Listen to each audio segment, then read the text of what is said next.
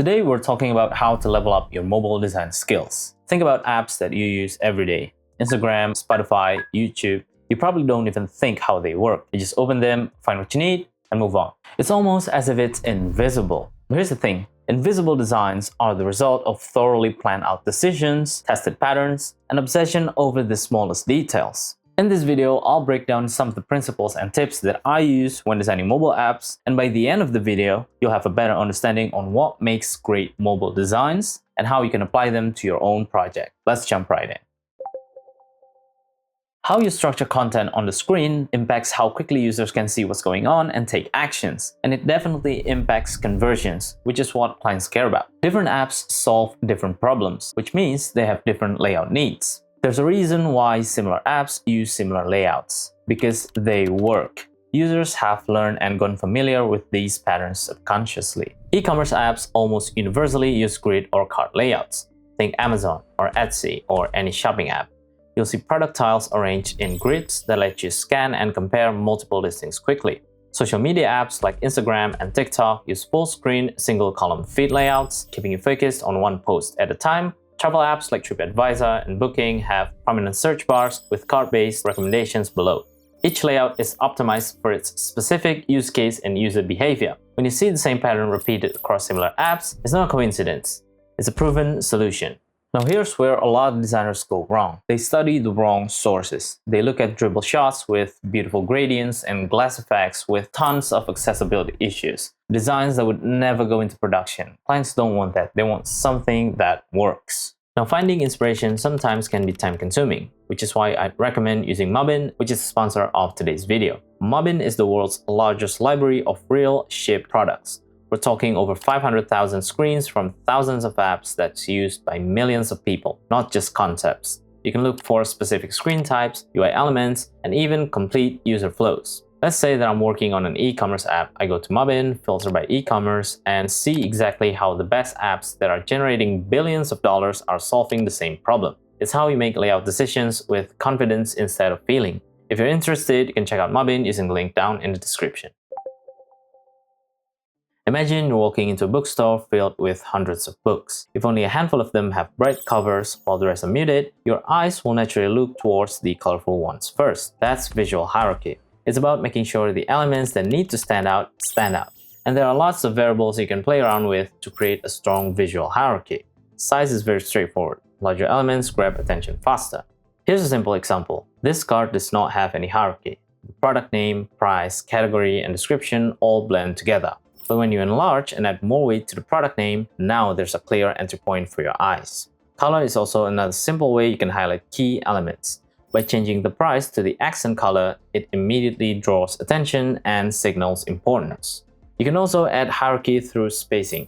Proper spacing tells users which information belongs together and when the next section starts. Be generous with your spacing. You don't have to cram things so close to each other. Give your design some breathing room. Pay attention to the apps that you use every day. Where do your eyes go first? How do they space elements on the screen? If you do this consistently, you'll start to pick up on intentional design decisions that you never noticed otherwise, and that'll translate to your work.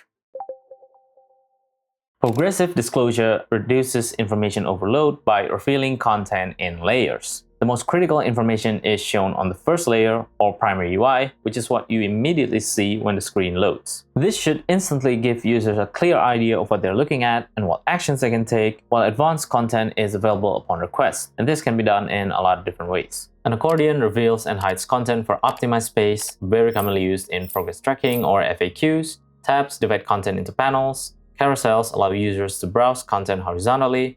And responsive enabling only shows relevant extra content based on user selection, like this additional question that only appears when users answer yes, and how the cart input is hidden if another payment method like Apple Pay is selected. Show users what they need, not everything they might need. And if something is hidden, always make it clear that it's there. Use visual cues like icons, toggles, arrows, or tooltips. And this is where Mobbin is really useful. You can browse and search for specific UI elements. Let's say I'm looking for accordions and it immediately shows more than 1,000 real examples from different apps and categories. And progressive disclosure does not always happen in a single screen. It can span across an entire flow. Think about onboarding sequences where they introduce features one step at a time, or multi-step web forms where they ask one question per screen instead of front-loading everything at once. And Mobin also lets you browse entire user flows. Maybe you're struggling with an onboarding sequence, so instead of guessing how an onboarding flow should look like, you can just look at how apps that already have millions of users actually solved it. I can also filter by category to match the result with the project that I'm working on. The idea is the same. Show users what they need when they need it. One-handed navigation is often the norm with mobile designs. We use our phones while eating, walking, and doing other tasks. Strategically place interactive elements within easy reach of the thumb. The area that you can reach comfortably without changing your grip or stretching your hand is where the most frequently used buttons and menus should be placed. Spotify is a good example. All the actions are here within thumb's natural zone. Another example is this Airbnb listing. The primary reserve button sits right at the bottom, even as you scroll through the photos and details. Use gestures to perform common actions like going back by swiping right and show additional menus by swiping left.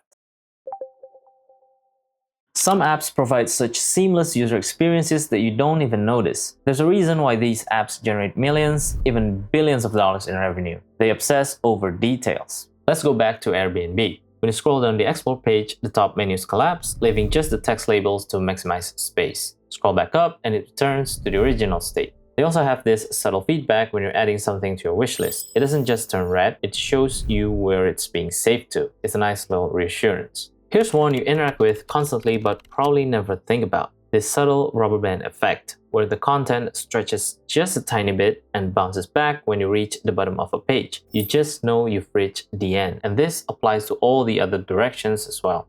Study how other apps take care of their users. Pay attention to the smallest details and try to apply those to your own work. Create personalized experience. This is something that I didn't even think about in the early stages of my designing journey. Just show everyone the same screen, which is a missed opportunity. When you're designing an app, remember that the product will be used by different user groups. Some are new, some use the app every now and then, and some are power users that engage with the app daily. Great apps don't treat everyone the same.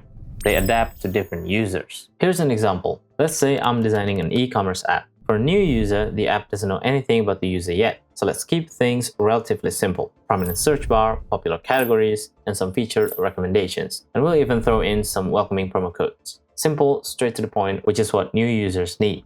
For a returning user, the app has started to pick up on what this user usually searches for. Instead of welcoming promo codes, we can add an items you viewed section and you might like section based on their search and purchase history. For a power user that places an order every other day, we can add something like quick reorder for an item they've ordered multiple times and a wishlist price drop alert.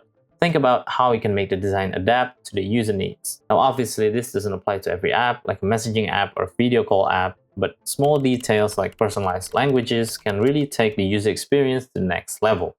If you found the video helpful, make sure to give it a like, consider subscribing, and I'll see you on the next one.